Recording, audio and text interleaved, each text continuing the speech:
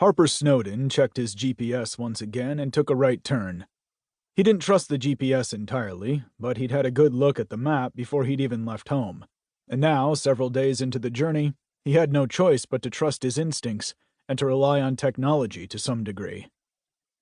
Traveling was his holy grail, something that he truly loved and looked forward to. Especially trips. He was nearly at his destination.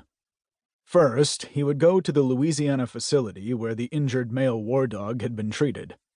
Harper wasn't exactly sure why, except that he knew they specialized in all kinds of unique operations, especially cases that a lot of other veterinarians couldn't handle. They also did prosthetics for dogs, and Harper loved that idea. He'd often told Kat that she should be working on something like that, to which she had smiled at him and had told him that she had too many human patients right now. As much as she would love to think she could help dogs too, the chances of her ever having time was a whole different story. She'd basically made it clear that there were already specialists in that area, and they would do the job that she couldn't. Harper understood that time limitation issue, of course, but she just had so much compassion and care that he figured any animal that crossed her path would get the best help possible. And he was sure she was already helping one or two animals, although she probably didn't want the word getting out. He had 2 prosthetics, one for his missing hand, and the second, more problematic prosthetic, was what he called a peg leg on his left side, while he awaited the surgery to change the direction of padding on that leg for Kat's prosthetic. She had much more capable and advanced prosthetics, and his were ready for him, except for the sockets that would be adjusted after the future surgery when the final results could be determined. He'd already had multiple attempts in that direction, and although it seemed to make micro differences each time, more were to come. He needed one to fix an eyelid, too, both so that the eye could both see better and keep lubricated in a much more functional manner.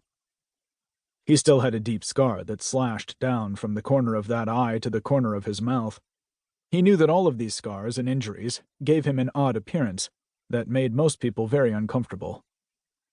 Kat hadn't flinched when she had seen him. She'd studied the scar tissue and then nodded, saying that surgery would help reduce the scars. He'd been surprised at her nonchalance and almost businesslike approach. However, with all that she had seen over the years, dealing with the patients for her prosthetics, Kat surely had encountered a variety of injuries, including facial disfigurements. So his was probably the norm for her. Yet it also said something about who she was, that she could look at the scars dispassionately, and yet with empathy, and still see the person behind the ugliness. He had met very few people with those abilities. Harper was totally comfortable being in Kat's presence, and that in itself was a gift. He tended to be much less comfortable around others, even if they were used to the sight of his face. It was hard to find that sense of acceptance. He also hated that he was looking for it, and he was reminded of that all too often, as he attracted stares no matter where he was. It was natural when seeing somebody with scarring like his to stare. He'd probably stared a time or two in his own life, before the tables were turned. It still didn't make it any easier, though. Finally, he pulled up at the address and stopped to take a look. He got out and wandered around a moment, giving his legs a shake and wishing he could do a few stretches, too. If he knew exactly where he was and wasn't afraid of other people watching, he probably would do some stretches, because his peg leg was really starting to ache. He'd hoped the long journey would be okay, and even now he was quite amazed that he'd done as well as he had, considering it was his first long-distance trip since his accident. Although stiff, and maybe angry, his leg wasn't screaming at him, and anything that wasn't screaming was a godsend right now.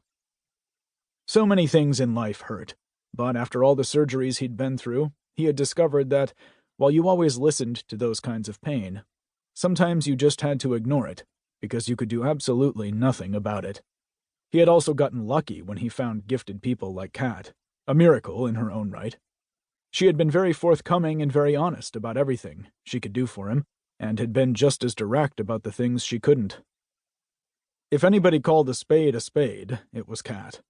Although it had been disappointing to hear about some of those things, yet some others she could do had filled him with excitement and hope.